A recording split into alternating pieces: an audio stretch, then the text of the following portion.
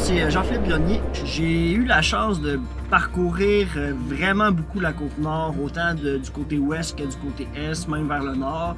Mon nom, c'est Roxane. Moi, le camping, c'est né avec mes parents qui ont toujours voyagé en safari condo. Le but de la route des campings, c'était de visiter des campings de la région pour promouvoir le tourisme en van sur la Côte-Nord. Quand Jean-Philippe a parlé de raviver un peu le trip du camping, ça m'a vraiment allumé. C'est vraiment le voyage plus lent, en fait, là, qui est intéressant avec la van, puis c'est ça qu'on voulait montrer à travers cette émission-là.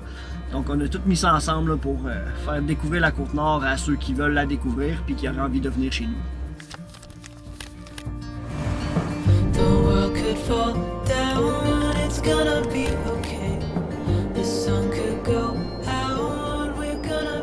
Après notre nuit au camping Boréal, on s'est rendu à la distillerie Vent du Nord.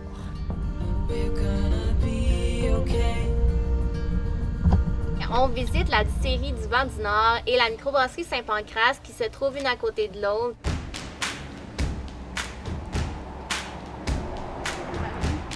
Bon, je vais l'enlever pour la shop.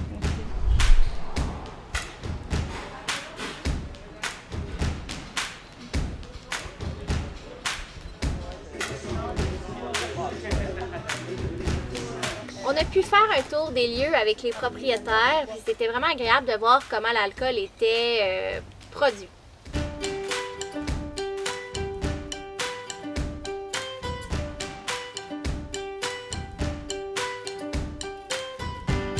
Donc, avant même d'avoir déjeuné, on est allé goûter à des gins. On peut dire que mon estomac avait une bonne chaleur en ce matin-là. Des nouveaux produits auxquels j'avais jamais goûté. Ça a été la première distillerie là, de deux qu'on prévoyait visiter sur la Côte-Nord. Puis c'est quel qui est meilleur, la Nord-Côtière ou l'autre, tu trouves?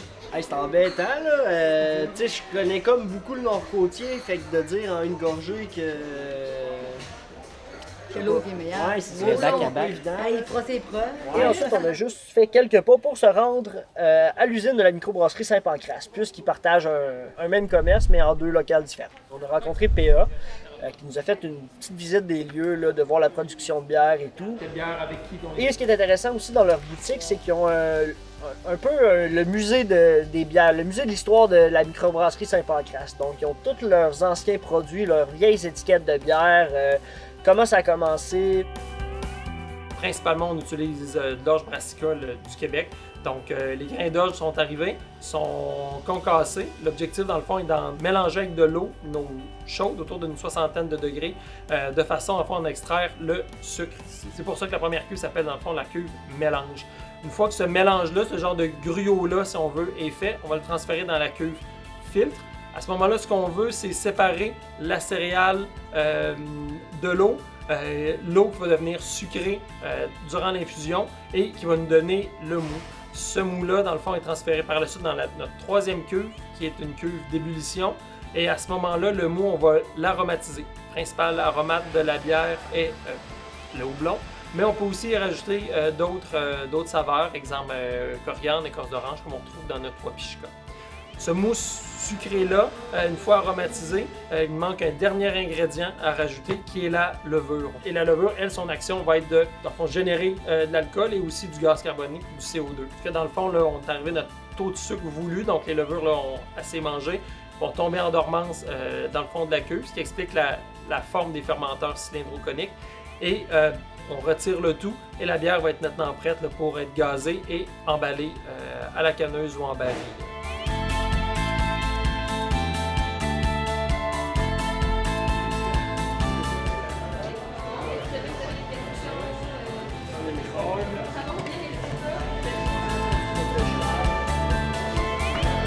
Donc, on a vraiment eu une visite complète avant de quitter la microbrasserie pour reprendre la route.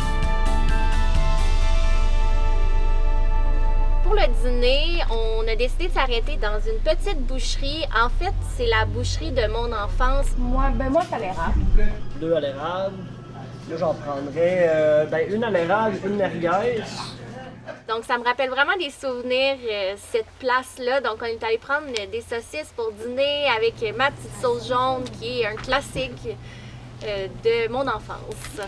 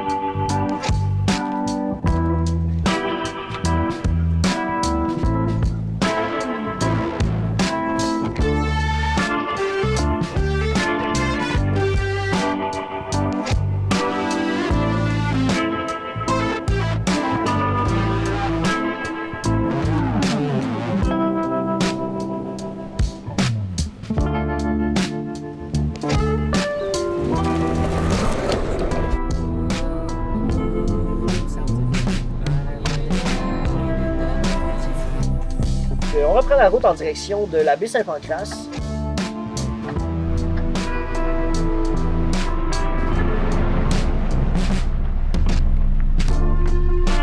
C'est vraiment magnifique. On arrête dans un parking qui est aménagé pour emprunter des petits trottoirs en bois qui nous amènent à des belvédères.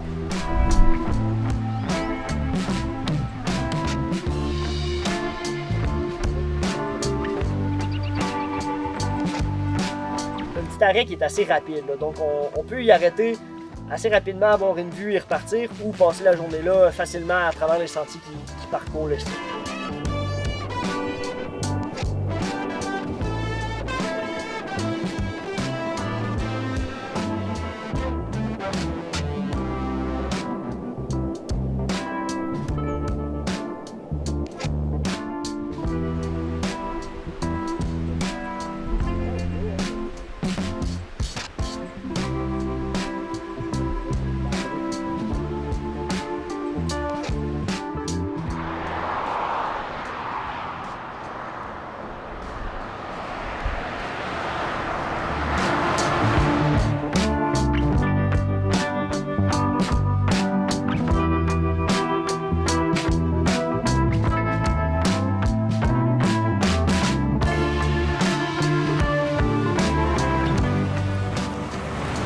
À Baie-Trinité, on est arrêté au phare de Pointe-des-Monts, qui est un des nombreux phares qu'on peut visiter sur la Côte-Nord.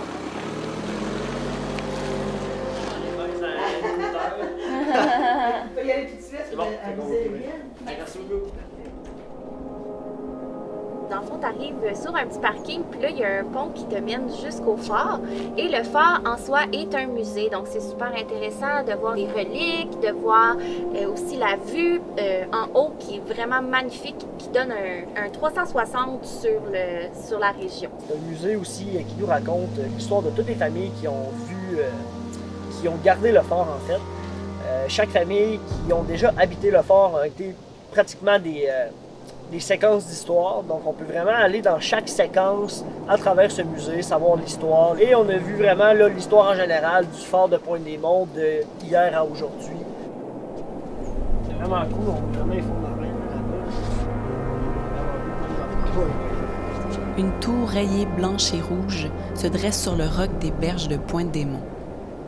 C'est un des nombreux phares qui jalonnent le littoral nord-côtier, mais c'est un des plus majestueux. Il trône sur des rochers traversés de sillons millénaires, rouges, ocre et noirs. Des sillons provenant du magma volcanique, de l'ère glaciaire. Continuez sur route 138 en direction de Baie-Trinité. On a pris la route jusqu'au camping du domaine ensoleillé à Baie-Trinité. C'est là aussi. Viens.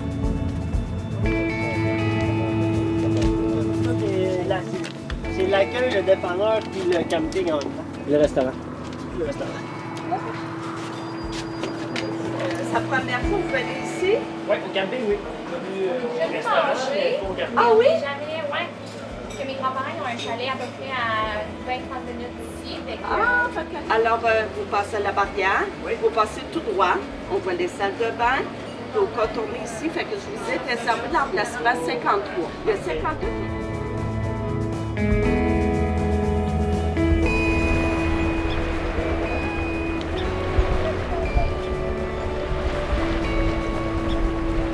On s'est fait encore là un petit souper à notre table de pique-nique à notre terrain.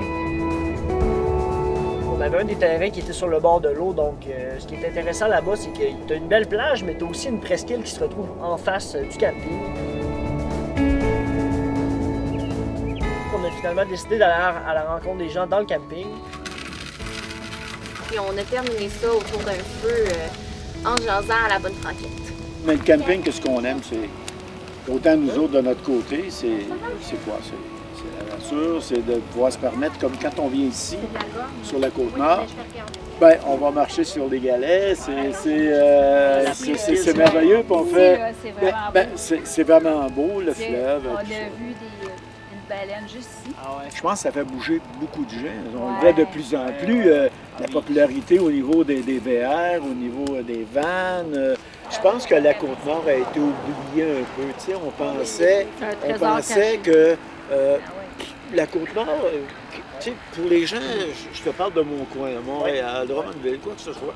Les barrages d'eau. La Côte-Nord, as-tu envie d'aller là? Non. C'est des mines. Quand tu y viens, quand tu as la chance de venir, tu t'aperçois à un moment donné que, oups, il y a quelque chose là. Oui, la Côte-Nord, c'est vraiment un coin à visiter, c'est vraiment un coin à venir ici. Il faut venir ici. Elle est un peu mise de côté, mais on commence à la découvrir.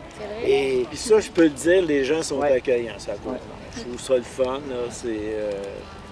les gens, là, tu vas dans n'importe quelle place, magasin, même dépanneur, quoi que ce soit.